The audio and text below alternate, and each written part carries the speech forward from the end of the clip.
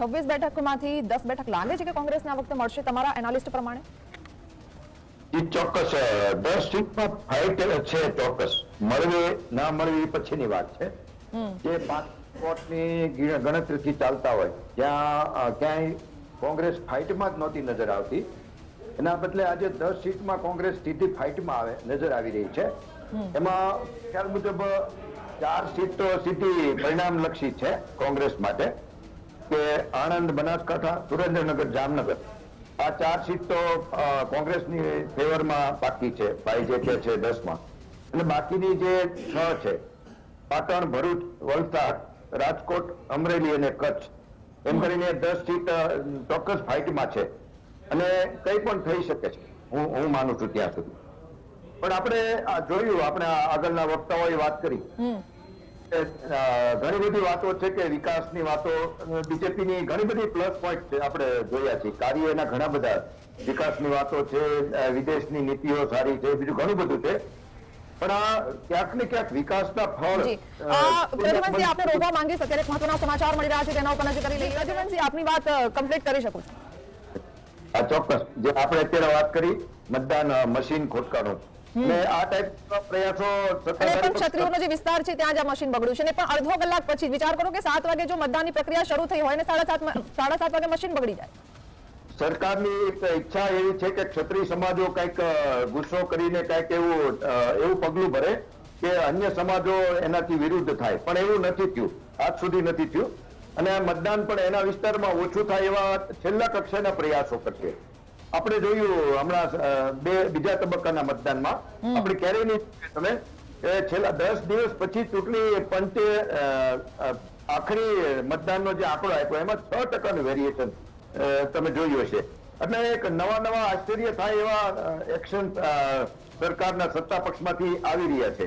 એટલે ઘણી બધી વાતો એવી છે કે અનેક પ્રશ્નાર્થો ઉભા કરી રહી છે સત્તાધારી પક્ષમાં, અને એના લીધે જ આજે આવા પ્રશ્નો ઉભા થયા છે કે જ્યાં કોંગ્રેસને જમીની પગ મૂકવાનો પણ કોઈ જગ્યા નહોતી, ત્યાં અત્યારે એને 10 સીટમાં ફાઇટ કરી રહી છે.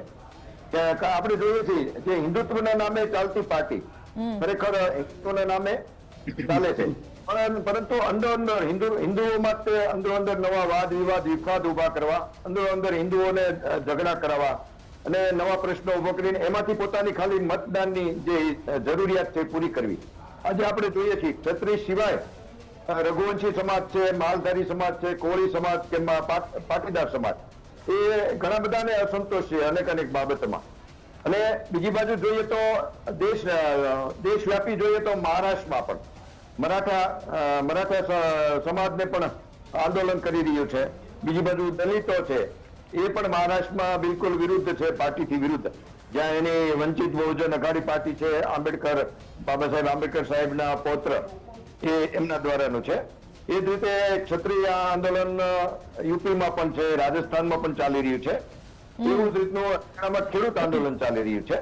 એટલે જયારે જે 10 વર્ષથી સત્તામાં હોય, આટલો બહુમતી હોય, છતાં પણ કોઈ પણ વ્યક્તિને સંતોષ ન હોય, અને એનો ફાયદો જો કોંગ્રેસ લેતી હોય કે વારસાઈ પેલી આવકનો મુદ્દો છે અત્યારે મિલકતનો વહેંચણીનો, એને ખોટી રીતે ગમે એમ કરીને મારી મચડીને પ્રજા નજીક લઈ જવું, જે વારસાઈ મિલકતનો મુદ્દો શક્ય જ નથી.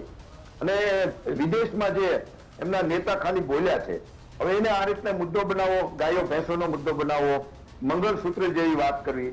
હવે તમે તો હિન્દુત્વના રખેવાળ છો, તમે મંગળસૂત્ર તો આપણી હિન્દુ મહિલાઓ જ પહેરે છે, તો એને એ રીતે ડર પેદા કરવો મહિલા ઉપર કે તમારું જૂટવાઈ જશે. અને કયા પ્રકારની વાત કયા સ્ટેજ ઉપર થઈ રહી છે. ખરેખર દેશનો મતદાર પછી મજબૂર છે કે હિન્દુત્વ અને બધી વાત બરોબર છે, પરંતુ શા માટે આટલો બધો જેને કહેવાય ને કે સરમુખત્યાર, એક વન સાઈડ બે દેશને ચલાવતા હોય, લોકશાહીનું નામ શેષ ના હોય, ત્યારે હવે લોકો ક્યાંક જાગૃત થયા હોય એવું દેખાય રહ્યું. હાજી, આપણે અમદાવાદ પૂર્વ અને પશ્ચિમ બેઠકની વાત કરી રહ્યા છે. હાજી, હા. અમદાવાદ એક તો એસટી ની છે, શેડ્યુલ કાસ્ટની બેઠક છે, અને શહેરી વિસ્તારમાં તો જોઈએ તો બીજેપી માટે બિલકુલ સરળ છે. શહેરી વિસ્તારનો મતદાર છે બીજેપી સાથે વર્ષોથી એ બાજુ ઢળેલો જ છે. એટલે શહેરી વિસ્તારની બંને સીટ બીજેપીની ફેવરમાં જ આવશે. એમાં બીજી કોઈ શક્યતા નથી. એમાં પણ કોંગ્રેસના જે વચ્ચે રોહન ગુપ્તા હતા એમની ટિકિટને પછી એમને જે કઈ બીજેપીએ પોતાના પક્ષમાં લીધા અને ખોટો એક ખાલી સ્ટન્ટ ઉભો કર્યો. બાકી એમને કોઈ જોખમ ત્યાં કોઈ પણ જાતનું લાગતું નથી. પ્રદ્યુમનભાઈ, આપને અટકાવવા માંગીશ. અત્યારે મહત્વના સમાચાર મળી રહ્યા છે અને એના કારણે નવસારીમાં વોટિંગની અસર થશે એવું લાગે છે આપને? સુરતમાં અસંતોષ છે એવું આપણે જોઈ રહ્યા છીએ કે બિનહરીફ જે રીતે વન સાઇડ બિનહરીફ કરવામાં આવી છે. સુરતના નાગરિકોનો મતદાનનો અધિકાર છીનવવામાં આવ્યો છે, પરંતુ એની બહુ મોટી અસર નહીં દેખાય. ના, આપણે નવસારીની વાત કરી રહ્યા છીએ, કારણ કે લોકસભા સીટ જે છે નવસારી, બરાબર, હવે એમાં 20% સુરતનો હિસ્સો આમાં ગણવામાં આવ્યો છે, એટલે એના સુરતમાં હવે મતદાન તો થશે નહીં. સુરતના જે મતદારો છે ભલે તે 20% નવસારીમાં છે, ઓલરેડી પહેલેથી ભાજપ સાથે ઢળેલા છે. અને નવસારીમાં પણ CR પાટીલ સાહેબનો જે રીતે સારો એવો દબદબો છે, એમનું કાર્ય પણ સારું છે શહેરી વિસ્તારમાં.